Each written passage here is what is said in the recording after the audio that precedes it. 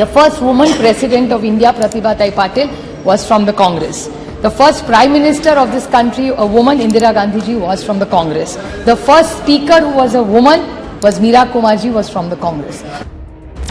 While we talk about various, lot of debate has gone about which bill. They did a lot of good work, we did a lot of good work. So nobody can take away from each other here. But I definitely like to make a few suggestions while we are here.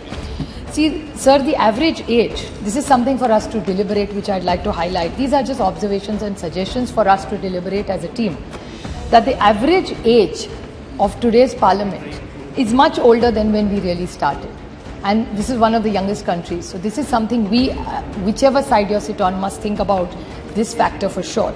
Plus the women MPs. I would like, most of these women here today have been asking about the women reservation bill. My friend Kanimoli, Dimple, everybody who's sitting here has been concerned about it. And all the parties are concerned and would support it. But there was a question Rakesh Singh ji raised, which I'd just like to put the record straight. That he said, इतने सालों से आपकी सरकार थी, आपने क्या किया? The first woman president of India, Pratibha Patil, was from the Congress.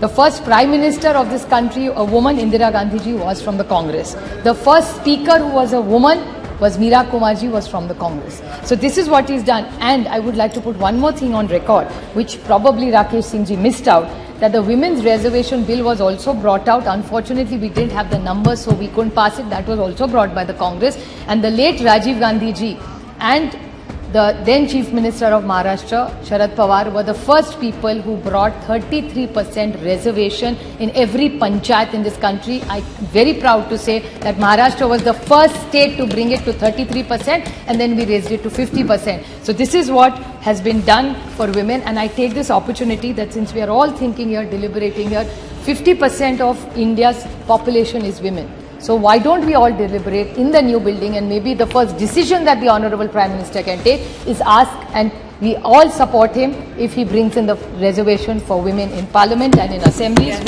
We all wholeheartedly. They should bring it. Sir, India is the largest democracy in the world. Democracy, freedom, secularism, fraternity, equality. This is what B.R. Ambedkar ji gave us in this constitution, which we are all so proud of. And this is what this organization, the Temple of Democracy, Parliament, where we all are absolutely blessed that we have had the opportunity to speak on behalf of millions of Indians, to debate, deliberate, have discussions, and make sure that the last person becomes first. And that's what really the common agenda, I think, whether you're sitting on this side or this side, becomes. And I appreciate the Honorable Prime Minister's speech today, where he appreciated that governance is continuity. Various people have contributed over the last 7 decades to build this country, which we all love equally. It's not that whichever side you love it less or more. Whether you call it India or Bharat, it's your own country. We're all born here. We're all blessed to be here.